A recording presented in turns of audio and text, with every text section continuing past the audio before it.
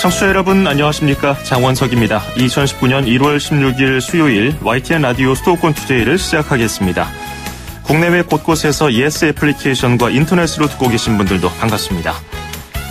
엊그제 오후 천안 도심에 있는 호텔 지하에서 불이 나서 1명이 숨지고 19명이 다쳤습니다. 부상자 중 3명은 중상으로 알려져 있습니다.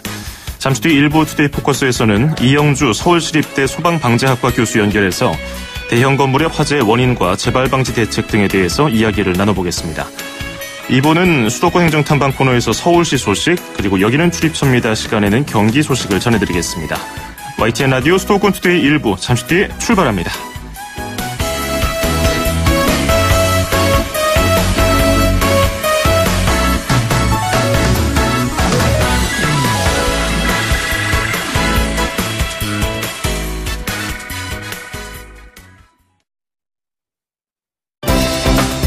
수도권과 관련된 소식은 모두 여기 YTN 라디오 수도권 투데이.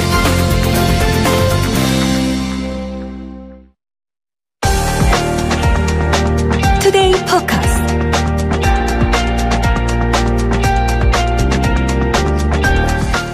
천안 라마다 앙코르 호텔 화재와 관련해서 경찰이 전담팀을 꾸리고 화재 원인 규명에 나섰습니다. 지난해 9월에 영업을 시작한 신축 건물에서 일어난 대형 화재인 만큼 짚어봐야 할 점이 많아 보입니다. 오늘 이영주 서울시립대 소방방재학과 교수와 함께 이야기 나눠보겠습니다. 이 교수님 안녕하세요. 네, 안녕하세요. 예. 1명이 숨지고 19명이 다친 이 화재, 어제부터 감식에 들어갔는데요. 아직 제대로 된 구체적인 결과가 나오진 않았지만은 교수님은 화재 원인은 어떻게 파악하고 계십니까? 예, 지금 말씀하신 대로 감식 결과는 아직 발표되진 않았고요. 또 통상적으로 현장 조사라든지 감식이 이루어진 이후에 분석 과정이 한 2, 3주 이상 걸리기 때문에 아직까지는 명확하게 말씀드리긴 좀 어렵습니다만 예. 현재까지는 최초의 지하 1층에서 화재가 발생한 것으로 알려지고 있고요. 또 화재 현장의 소방 관계자 얘기에 따르면 이제 린넨실 구역 쪽에서 화염이 전파되었다라는 이제 진술도 있거든요. 예. 그렇다 그러면은 지금 린넨실 내부에서 화재가 발생을 해서 주차장 쪽으로 확산될 가능성이 높은 것으로 보이고요. 또 이런 경우에 그러면 린넨실 내부에서 왜 화재가 발생했을까라는 것으로 좀 좁혀본다면 합선이라든지 단락 또 혹은 여기 이제 겨울철이 때문에 전열기 사용 등에 의한 과열 이런 것들을 가능성을 좀 더 염두에 둘 수 있을 것 같습니다. 예, 말씀하신 것처럼 지하 1층에서 불이 시작된 것으로 지금 추정되는 상황이고요. 린넨실, 그러니까 침구류 등을 두는 그 공간, 기계실, 주차장 같은 게 지하 1층에 있었는데 숨진 직원이 지하 1층 천장 부위 쪽에서 초기 진화를 시도했다는 그 관계자 증언에 따르면은 1층 천장에서 방금 예측을 해주신 대로 과열이라든지 합선 가능성도 있다. 이 정도로 지금 상황에서는 파악할 수 있겠군요. 네, 맞습니다. 예. 이 호텔은 지하 5층 그리고 지상 21층짜리고요. 객실이 420개였습니다. 이 중에서 그 사고 당시에는 한 7개 정도 객실에서 머물고 있었던 것으로 손님들이 머물고 있었던 것으로 알려져 있는데요. 지난해 9월에 열었기 때문에 5개월밖에 안 돼서 이 정도 신축이면은 어지간한 화재에는 대비가 돼 있을 것이라고 생각이 들거든요. 이 점에 대해서는 어떻게 생각하십니까? 이것도 사실은 이제 화재 원인이 왜 불이 났는지가 확인이 되어야 이제 건물이 사실은 원래 갖춰야 될 성능을 못 갖췄는지 혹은 또 정상적으로 갖추고 있었음에도 불구하고 사용상의 뭔가 문제로 인해서 화재가 발생했는지를 좀 판단할 수가 있을 텐데요. 이런 부분들은 아직까지 좀 확인하기는 좀 어렵지만 사실 이제 많은 분들이 새 건물이기 때문에 훨씬 더 안전하다라고 생각들을 하시지만 새 건물이 안전한 건 상대적으로 노후화된 건물보다 안전한 건 사실이지만 또 건물을 사용함에 있어서 사용상의 안전에 관련된 부분들을 잘 챙기지 않으면 화재가 또 충분히 발생할 수 있기 때문에요. 이러한 부분들 새 건물이라 하더라도 화재의 발생 가능성은 있고 그런 부분들을 충분히 대비하면서 생활을 하셔야 된다라는 부분들을 이번 화재를 통해서 조금 더 확인을 하셨으면 좋겠습니다. 예, 건물이 언제 완공됐느냐에 따라서 화재를 무조건 예방할 수 있다고 맹신해서는 안 되겠다는 그런 경각심이 드는 사고였는데요. 네. 그 현장 목격자에 따르면 불이 건물 벽면을 타고요. 순식간에 위층으로 번졌다고 합니다. 사고 발생 당시의 제보 영상이라든지 사진을 봐도 그런 모습을 볼 수가 있는데 건물 외벽을 덮고 있는 자재가 불에 잘 탈 수 있는 그런 가능성이 있는지 그런 것도 생각해 볼 수 있습니까? 실제로 저도 여기 동영상이라든지 또 이런 현장 사진 같은 것들을 봤는데요. 예. 아마도 이제 목격자분들께서는 현장에서 이렇게 화염이 이제 올라오고 이런 것들을 보시니까 이제 이런 것들이 직접적으로 연소에 의해서 벽면이 타면서 연소에 의한 것으로 약간 좀 이제 오인하셨을 수도 있을 것 같은데요. 지금까지 확인된 바로는 이 건물의 외벽, 저층부 외벽 부분 같은 경우는 지금 대리석이나 석대 마감으로 되어 있는 것으로 지금 보이거든요. 예. 그렇기 때문에 외벽 자체가 타서 화염이 올라왔다기보다는 내부에 있는 어떤 가연물이라든지 화염이 바깥으로 분출되면서 그 분출된 화염, 불꽃이 이제 길게 보이면서 상층부 쪽까지 이렇게 확산되는 이런 모습들을 보신 것 같아요. 예. 그래서 외벽의 외장재의 연소라든지 외벽을 통한 연속적인 연소 확대는 이루어지지 않은 것으로 보이고요. 다만 이제 지하층과 1층 부분에 이제 화세가 강해지면서 그쪽으로 분출된 화염들이 다른 층으로 이렇게 올라가는 이런 과정들이었던 것으로 보입니다. 예. 불을 진화하기까지 한 4시간 정도가 걸렸고요. 소방대원도 4명이나 부상을 당했어요. 연기를 마신 것으로 알려져 있는데 소방대원들이 진화에 왜 이렇게 어려움을 겪었을까요? 우선 지하층의 화재였기 때문에요. 지하층 같은 경우에는 연기의 배출이라든지 또 열기의 배출 같은 것들이 용이하지 않기 때문에 실제로 화재를 진압하러 들어가는 소방대원들한테 부담이 굉장히 크고요. 예. 실제로 이제 시야 확보라든지 활동의 장애 때문에 빠른 진압이나 이런 것들이 굉장히 좀 어려운 그런 공간입니다. 특히 또 여기 지하 같은 경우에 또 자동차로 화재가 옮겨붙거나 또 여기 이제 앞서 말씀드린 린넨실처럼 이제 가연물이 많은 공간이 있었기 때문에 그쪽에서의 화재가 굉장히 강했었던 것으로 보여서요. 이런 부분들이 진압, 이런 것들이 조금 더 시간이 지연되지 않았나 생각이 듭니다. 그렇군요. 비교적 일반인들보다 이런 위급한 상황에 좀 적응이 돼 있는 소방대원들조차도 굉장히 어려움을 겪었다고 하니까 어느 정도로 위험했는지 상황을 짐작할 수 있을 것 같은데요. 지하에서 불길이 꺼지지 않고 계속해서 연기가 피어올랐다는 증언이 있습니다. 그리고 더불어서 건물 천장에 설치되어 있는 스프링클러가 작동하지 않았을 수 있다는 지적도 있는데요. 근데 지난해 안전점검을 했더니 해당 호텔이 스프링클러 감지기 고장으로 적발이 됐고 소방서 측에서 지적을 한 것을 이제 호텔에서 조치를 했다고 했는데 이게 제대로 작동을 하지 않았다면 불을 키운 주요 원인으로 볼 수 있겠군요. 실제로 화재가 발생했을 때 스프링클러가 제대로 작동을 했다라면 어느 정도 상당 부분 화재 진압이라든지 확산 방지에는 기여를 했을 것으로 보이는데요. 예. 말씀하신 대로 지금 스프링클러가 실제로적으로도 좀 기능에 문제가 있어서 제대로 작동하지 않았을 가능성도 있고요. 또 한편으로는 앞서 언급한 대로 이제 이를테면 선장면 쪽을 통해서 확산이 이루어지는 과정이었다면 사실 정상적인 스프링클러가 이제 라도 하더라도 사실은 화재 진압에는 별로 효과적이지 않았을 가능성도 있거든요. 예. 네, 그래서 이런 부분들은 사실 이제 현장 조사를 할 때, 이를테면 이 펌프가 이제 제대로 기동을 했는지 여부, 혹은 또 스프링클러 헤드가 이제 제대로 개방됐는지, 또 그리고 감지기와 연동 같은 것들이 제대로 됐는지는 사실은 확인이 가능하거든요. 예. 그렇기 때문에 아마 현장 조사 결과를 보면 이런 스프링클러의 작동 여부에 대한 부분들은 명확히 아마 확인을 할 수가 있을 겁니다. 그렇군요. 지금은 이제 정밀 감시 결과가 나오지 않았기 때문에 추정을 할 뿐이고요. 스프링클러를 의무적으로 설치해야 하는 건물 규모는 어느 정도 크기부터인가요? 예, 소방시설을 적용해야 되는 이 대상물을 이제 특정 소방 대상물이라고 해서 소방시설을 설치해야 되는 대상들을 정하고 있는데요. 예. 이 대상 중에서도 또 이제 다양한 용도들별로 이 스프링클러의 적용 대상들도 조금씩 다르게 적용을 하고 있는데요.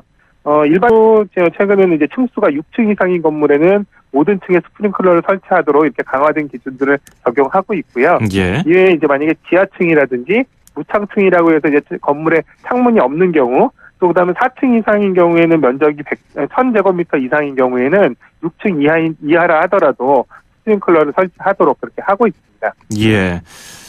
그 화재 당시에 제보 영상을 보면은 일부 투숙객들이 아주 위험천만하게 창문 밖에 나와서 난간에 매달려 있는 모습도 보이기도 했는데요.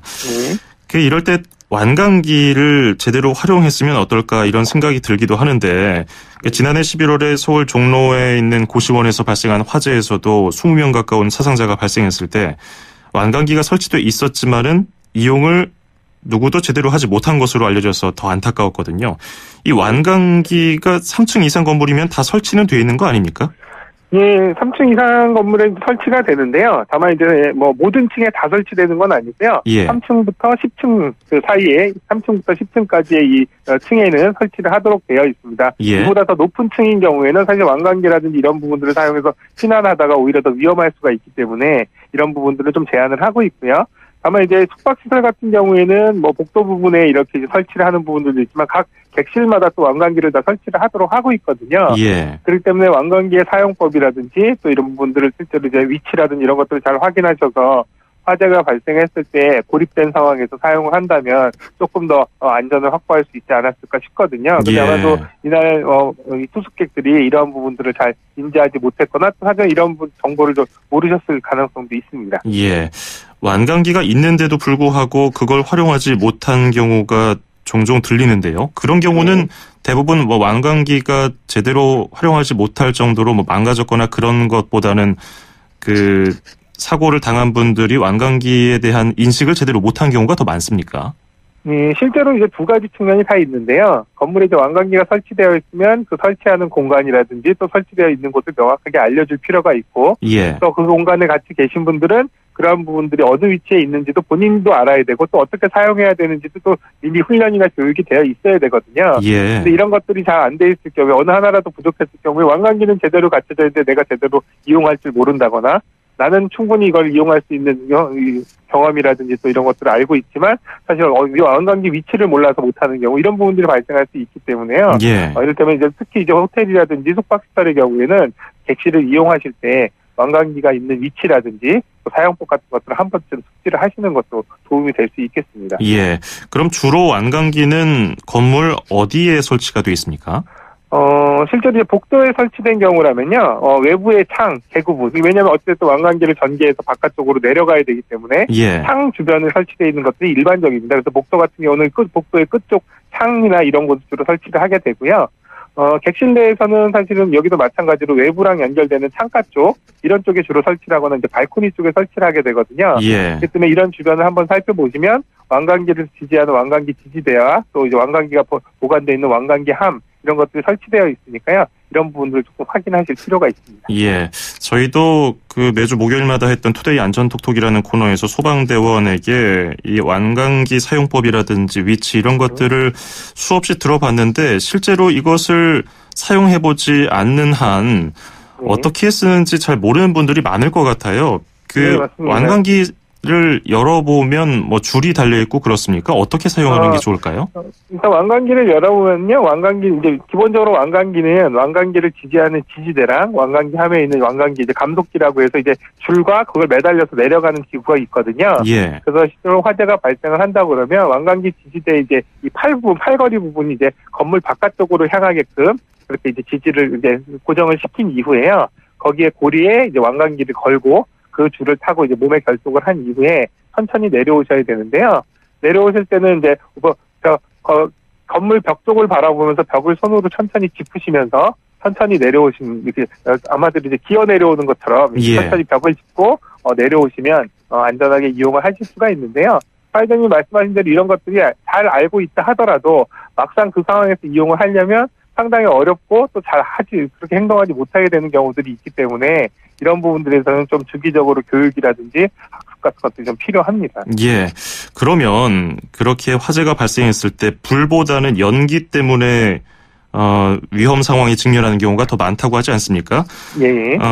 엘리베이터라든지 비상 계단이라든지 탈출할 수 있는 공간은 한 그 정도로밖에 보이지가 않는데요. 완강기까지 뭐 포함할 수 있겠습니다만은 어느 쪽을 택하는 게 더 좋겠습니까?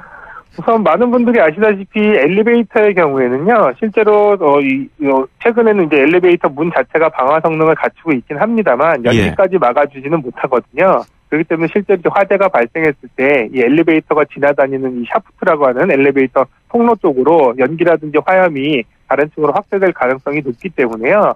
엘리베이터는 탑승하시면 안 되고요. 계단실을 이용하시는 것이 가장 안전한데요. 계단실의 경우에도 이제 고층 건물인 경우에는 특별 피난 계단이라든지 피난 계단처럼 건물 계단실 자체가 좀 더 안전하게 방호가 되어 있습니다. 그렇기 때문에 계단실만 제대로 방호가 되어 있다면 또 그 계단실 안으로 연기라든지 화염이 침투되지 않은 상황이라면 계단실을 이용해서 1층 피난층으로 내려와서 건물 바깥으로 대피하시는 게 가장 안전한데요. 혹시 계단실을 열어봤을 때 계단실 안쪽에서 연기가 이미 차 있다거나 혹은 밑에서 열기가 올라온다거나 이런 경우에는 그 계단실 자체가 이미 이제 화염에 노출된 상황이기 때문에 그 계단을 이용해서 대피를 하다가는 오히려 더 위험할 수가 있습니다. 그런 경우에는 그 계단의 방화문, 계단의 출입구 문을 잘 닫고 그 계단이 아닌 다른 계단 혹은 다른 피난 경로를 찾아보셔야 됩니다. 예. 내려갈 수 없을 정도로 연기가 가득 찬 경우 혹은 화염에 휩싸인 경우 위로 올라가는 분들 계시거든요. 근데 네. 이번 화재의 경우 아래에서 불이 발생했기 때문에 연기가 위로 올라가고 그러면 뭐 옥상으로 대피했거나 위층에 계신 분들은 더 위험할 것 같기도 한데요. 어떻게 네. 대처하면 좋을까요?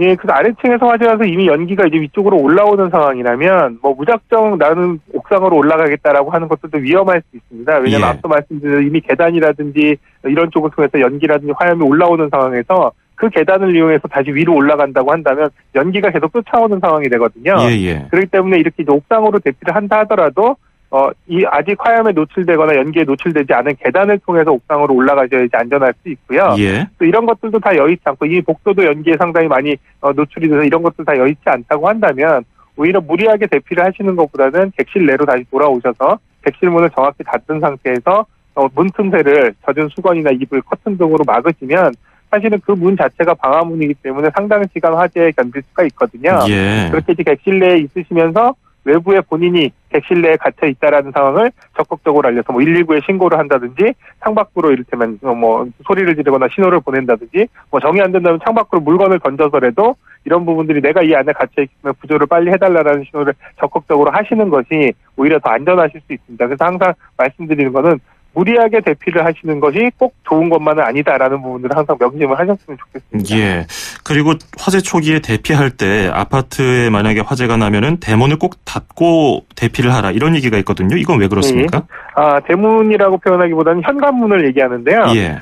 아파트의 현관문도 사실은 방화구획 성능을 가지고 있습니다. 그래서 방화구획 성능이라고 한다면 문만 제대로 닫혀 있다면 안쪽의 화재가 다른 쪽으로 확산이 안 되게끔 막아주는 기능을 하거든요. 예. 그렇기 때문에 집안에서 화재가 났을 때 나는 도망을 가도 불은 계속 확산이 되지 않게끔 문만 잘 닫아놔도 다른 층이라든지 주변 지역으로 화재 확산이 차단될 수 있거든요. 예. 근데 대부분 급하게 대피를 하시는 바람에 문을 열어놓은 상태로 대피를 하면 나는 도망가지만 나중에 불들도 주변으로 다 확산이 되면서 오히려 큰 화재로 이어질 수 있거든요. 예. 그렇기 때문에 항상 주의하시는 것은 사람이 이용을 하든 이용하진 않든 방화문, 현관문은 항상 닫혀 있어야 되고 또 화재가 난 경우에는 오히려 닫혀 있어야 되는 분들은 꼭꼭꼭 잘 닫아주시는 게 화재 안전이나 또 피해를 줄이는 데 도움이 많이 됩니다. 예, 습관적으로 우리가 어떤 처음 가보는 건물에 들어가거나 내가 사는 주변에 대피로 그리고 소방시설 이런 것들을 항상 살피는 그런 자세를 갖는 것도 필요해 보입니다. 예, 오늘 도움 말씀 잘 들었습니다. 고맙습니다.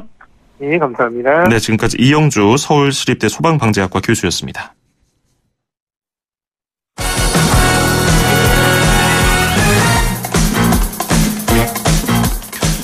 계속해서 수도권 뉴스 브리핑입니다. 서울시는 지난 13일과 14일 미세먼지 비상저감 조치로 노후 경유차 운행이 41% 줄고 공공기관 먼지 배출도 22% 감소했다고 발표했습니다. 서울시는 보도자료를 통해서 2005년 이전 등록된 노후 경유차의 월요일 통행량은 한 주 전보다 30.4% 줄었고 특히 단속 대상인 2.5톤 이상 노후 경유차는 41.3%나 줄었다고 설명했습니다. 또 1종에서 3종 공공 대기 배출 시설인 자원회수시설, 물재생센터, 에너지 공급시설 등 12곳의 가동률을 하향 조정해서 13일과 14일 먼지 배출량이 각각 21.7%, 22.3% 감소했다고 덧붙였습니다. 이와 함께 서울시는 자치구와 합동으로 배출가스와 공회전 집중 단속을 벌여서 개선 명령 6건과 과태료 6건을 부과했습니다. 미세먼지 등을 연구할 세계보건기구 WHO 환경보건센터가 서울에 설립됩니다. 환경부와 서울시 WHO 서태평양 사무소는 서울 종로구 서울글로벌센터에서 WHO 아시아태평양 환경보건센터 설립을 위한 양해각서 서명식을 열었습니다. WHO 환경보건센터는 세부 준비를 거쳐서 오는 5월 공식적으로 업무를 시작할 예정입니다. 이 센터는 아시아 태평양 지역의 미세먼지 등 대기오염과 기후변화, 환경오염 문제를 전문적으로 연구하게 됩니다. 그동안 동주민센터, 교회, 은행 등에서만 이루어졌던 서울시 여성안심 택배 서비스를 주유소에서도 이용할 수 있게 됐습니다. 서울시는 현대오일뱅크, 신사현대, 중원점 등 5곳에서 여성 안심 택배함을 운영한다고 밝혔습니다. 여성 안심 택배는 택배 기사를 가장한 강도 등 여성 대상 범죄를 예방하기 위해서 지난 2013년 도입된 무인 택배 보관함 서비스로 5년 반 동안 모두 198만 명이 이용했습니다. 서울시가 지난해 하반기 학자금 대출 이자 지원 신청을 다음 달 말까지 받습니다. 한국장학재단에서 학자금 대출을 받은 서울 거주 대학생과 졸업 2년 이내의 미취업자는 나이와 상관없이 신청할 수 있습니다. 지원 신청은 서울시 홈페이지에서만 가능합니다. 경북 예천군 의회 해외연수 추문이 확산하자 경기도의회 3개 상임위원회가 이달 중순 예정한 의원 해외연수를 취소했습니다. 해외 연수를 취소한 상임위는 경제과학기술위원회와 여성가족교육협력위원회, 제2교육위원회로 모두 유럽으로 연수를 갈 예정이었습니다. 이들 상임위는 최근 예천군 의회 추태 등으로 나빠진 여론을 의식해서 연수를 취소하기로 한 것으로 알려졌습니다. 김진용 인천경제자유구역 청장의 자진 사퇴를 요구하는 시민청원에 대한 박남춘 인천시장의 답변이 이번 주에 이루어집니다. 인천시는 오는 18일 박 시장의 답변 영상을 시청 홈페이지에 게시할 예정이라고 밝혔습니다.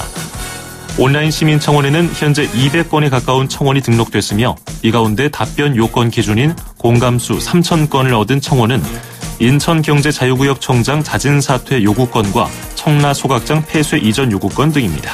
이 시각 수도권 뉴스 브리핑이었습니다.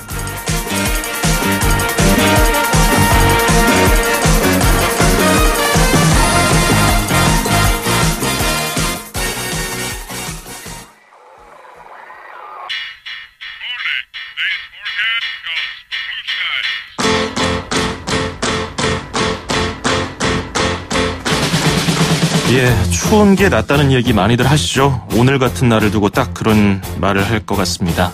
오늘 오랜만에 환기도 하시고요. 화창한 하늘 바라보면서 기분 전환하셨으면 좋겠습니다. 일렉트릭 라이트 오케스트라가 부르는 미스터 블루 스카이 띄워드리면서 1부 마치고요. 잠시 뒤 2부에서 뵙겠습니다. 2,500만 수도권 청취자를 위한 모든 소식이 한자리에 YTN 뉴스 FM 수도권 투데이 FM 94.5MHz YTN 라디오 수도권 투데이 듣고 계시고요. 저는 아나운서 장원석입니다. 2부에서는 수도권 행정탐방에서 서울시의 교통사고 예방 계획에 대해서 들어보고요. 여기는 출입처입니다에서는 경기 소식 전해드립니다. 1분 20초 뒤에 이어갑니다. 음악과 수도권 뉴스가 한방에 수도권 전문 방송 수도권 투데이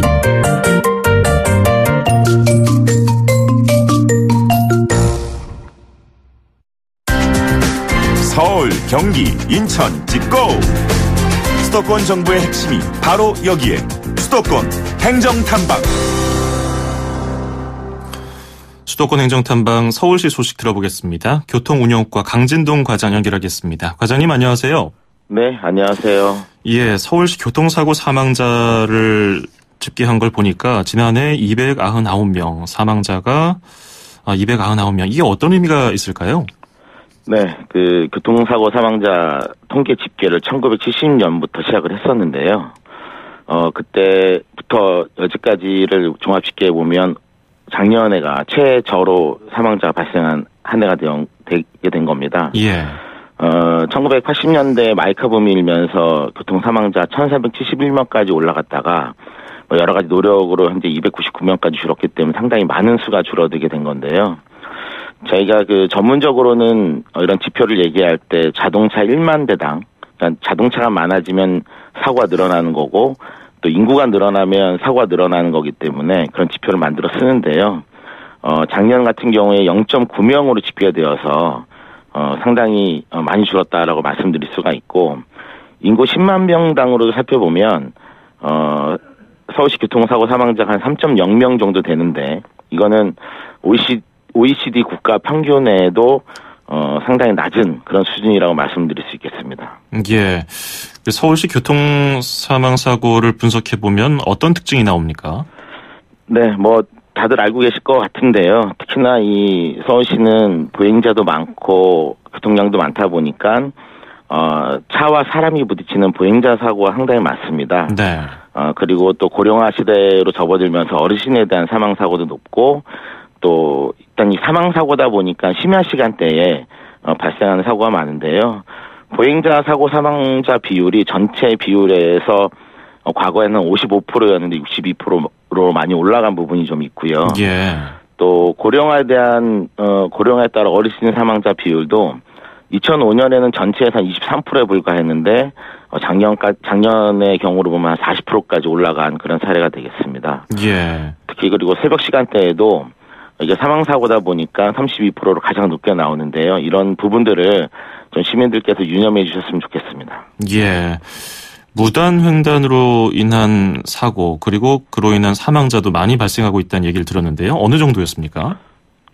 작년 같은 경우에는 전체 사망자 중에 96명 정도가 무단 횡단으로 인해서 교통사고 사망을 하셨는데 예.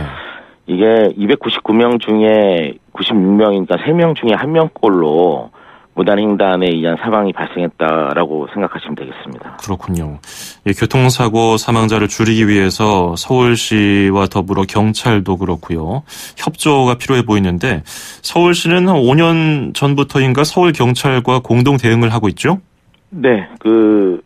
전국 지자체 최초로 이제 경찰에게만 교통안전과 관련된 업무를 중점적으로 하는 것이 아니라 지자체도 같이 하겠다라는 노력으로 사망사고 즉시 대응 TF팀을 운영을 했었습니다. 이게 뭐냐면 사망사고가 발생하면 하루 이틀 내에 현장을 점검을 하고 단기적으로 개선할 수 있는 부분은 개선을 해서 동일한 사고가 유사한 사고가 다시 발생하지 않도록 하는 어떤 체계를 구축을 했었는데요.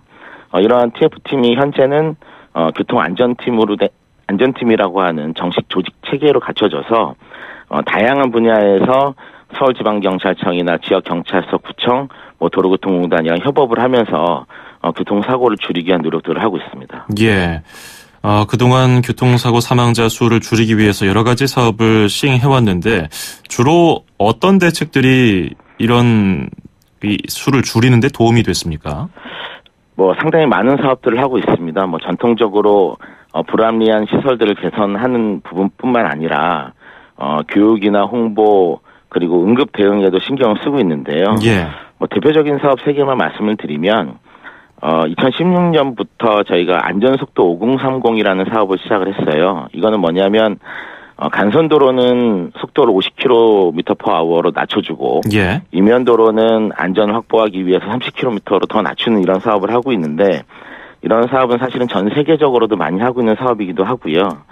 그래서 2016년에부터 시범 사업을 시작을 해서 작년에는 사대문 안을 전체적으로 다 속도를 낮추는 이런 사업을 진행을 했습니다. 그리고 앞에 말씀드린 것처럼 무단횡단에 의한 사고가 많다 보니까 이런 부분을 줄이기 위해서 무단횡단이 빈번히 일어나는 곳에는 오히려 횡단보도를 신설해 주거나 아니면 무단횡단을 방지할 수 있는 금지 시설을 설치하거나 이런 사업들을 작년까지 중점적으로 진행하고 있었습니다. 예.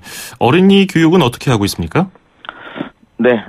방금 말씀드린 것처럼 시설 개선뿐만 아니라 교육에도 저희가 중점적으로 일을 하고 있는데요.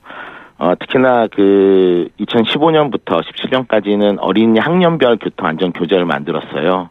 이게 단순히 그냥 어떤 책이나 도서를 만드는 것이 아니라 어린이들의 눈높이에 또 어린이들이 이해가 쉽게 할 수 있는 그런 교재들을 형태로 만들었었고요. 작년에는 중학생을 위한 교육교재를 만들었고 올해는 고등학생을 위한 교육교재를 만들 예정에 있습니다. 예, 어릴 때부터 교통 습관이나 안전에 대한 교육을 하고요. 또 어른들도 어린이들이나 이런 청소년들을 대할 때는 좀 더 조심히 운전하는 그런 습관을 가지는 것도 필요해 보이네요. 오늘 말씀 잘 들었습니다. 고맙습니다. 네, 감사합니다. 네, 지금까지 서울시 교통운영과 강진동 과장이었습니다. 출입처 기자들의 수첩을 살짝. 가장 빠른 수도권 소식을 전해드립니다. 여기는 출입처입니다. 네, 계속해서 경기도 소식 알아보겠습니다. YTN 김학무 기자가 연결되어 있습니다. 안녕하세요. 네, 김학무입니다.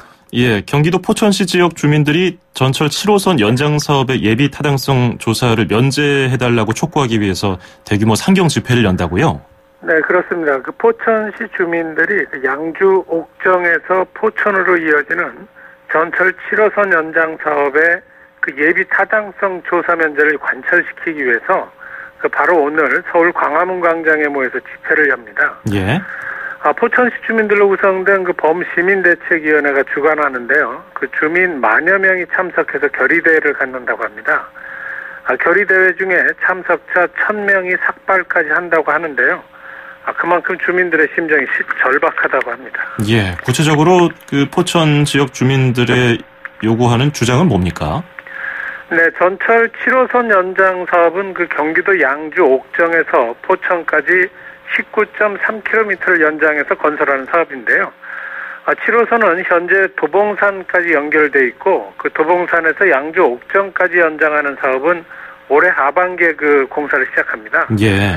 2024년에 그 양주 옥정까지 건설이 끝나면 이어 그 포천까지 전철을 연장하는 사업이 계획돼 있습니다. 그런데 바로 이 사업에 대한 그 예산 투입에 대해서 그 예비 타당성 조사를 면제해달라는 게 그 주민 주장입니다. 예. 예산 투입 예비 타당성 조사 대상이 되면 사업이 언제 또 시작될지 모른다는 겁니다. 예. 포천 주민들이 상경 집회까지 여는 이유는 아무래도 포천시와 같은 경기 북부 지역이 낙후했다 이렇게 생각하기 때문이겠죠? 그렇습니다. 그 경기 북부 지역은 경기 남부보다는 개발이 좀 덜 됐고요. 예. 더욱이 그 포천시는 경기 북부 지역에서도 유일하게 그 철도가 없는 지역입니다. 포천시 주민들은 지난 그 67년 동안 그 국가 안보를 위해서 그 희생한 대가로 그 낙후된 지역 발전을 위해서 철도망 건설을 그 강력히 희망하고 있는데요. 예. 포천시에 그 여의도 면적의 2배가 넘는 육군 훈련장이 있고요. 미군 종합훈련장 등 그 군부대 사격장과 훈련장이 9곳이나 됩니다. 또 그 군사시설보호구역도 그 여의도 면적의 26배가 넘습니다. 이 때문에 그 개발이 안 돼서 발전이 안 됐기 때문에 지역 발전에 도움이 되는 전철 연장 사업을 속히 그 진행해달라는 겁니다. 예. 지난해 정부는 그 전국의 공공투자 프로젝트 중 일부에 대해서 예비 타당성 조사 면제를 하고 신속히 추진하기로 했는데요. 이에 경기도는 지난달 바로 이 그 7호선 전철 연장 사업과 신분당선 연장 사업 등 2개를 선정해서 국가균형발전위원회에 제출했고요. 정부는 이달 말에 그 예비 타당성 조사 대상금 면제 사업을 그 선정할 예정입니다. 예. 자, 다음 소식도 들어보죠. 경기도가 주민 안전을 위해서 공중 화장실 여러 곳에 비상벨을 설치했군요. 네, 그 경기도가 최근 2년 동안 그 경기도 내 그 취약시설에 있는 공중 화장실 1,564곳에 그 안심 비상벨을 설치했습니다. 2017년에 478곳에 설치했고요. 작년에는 연말까지 214곳에 설치했습니다. 시군이 자체적으로 설치한 872곳까지 포함하면 모두 그 1,564곳에 그 설치한 겁니다. 이 안심 비상벨은 그 공중 화장실 내에 그 벽 등에 설치하는 건데요. 그 위급 상황이 생겼을 때 그 소리를 지르거나 벨을 누르면 작동합니다. 예. 화장실 밖으로 사이렌이 울리고요. 동시에 그 경찰서 상황실이나 CCTV 통합 관제센터 등으로 위험을 알리게 됩니다. 경기도는 지난해 설문조사에서 그 응답자의 82%가 비상벨 설치 정책을 잘했다고 답했고 비상벨이 공중화장실 안전에 도움이 된다고 답했다고 밝혔습니다. 예. 자, 그리고 국내에서 쌀 소비가 많지 않아서 쌀이 남으니까 정부가 벼 재배 면적을 줄이고 있는데 올해 경기도 내 벼 재배 면적을 감소하는 폭이 생각보다 적을 것으로 보이는군요. 네, 그 경기도 농업기술원이 그 농업인들에 대해 그 조사한 결과 그 경기도의 올해 벼 재배 면적이 지난해보다 2.3% 감소할 것으로 나타났습니다. 예. 이는 경기도가 그 쌀값 안정 등을 위해서 올해 벼 재배 면적을 7% 줄이기로 한 목표보다 많이 적은 겁니다. 면적으로 환산하면 올해 그 경기도 벼 재배 면적은 7만 6천여 헥타르로 작년보다 1,700여 헥타르 줄어드는 셈인데요. 목표치를 면적으로 따지면 6천여 헥타르니까 4,300여 헥타르가 덜 줄어드는 셈입니다. 예. 그러면 경기도 벼 재배 면적 감소폭이 작은 이유는 뭘까요? 아무래도 최근 쌀값이 많이 올랐기 때문으로 보이는데요. 전국 쌀값은 2013년부터 4년간 30% 정도 떨어졌다가 최근 1년 사이에 다시 30%가 급격히 올랐습니다. 예. 이런 영향이 큰 것으로 보이는데요. 경기도는 올해도 벼농사가 평년작 이상이 되면 과잉 생산으로 쌀값이 다시 하락세로 돌아설 가능성이 있다고 보고 있습니다. 이에 따라 과잉 생산으로 인한 쌀값 재차 하락을 막기 위해서 논의 타 작물을 재배할 때 지원하는 보조금을 인상하는 등의 대책이 필요하다고 밝혔습니다. 예, 오늘 말씀 잘 들었습니다. 고맙습니다. 네, 고맙습니다. 네, 지금까지 경기 소식 YTN 김학무 기자에게 들었습니다.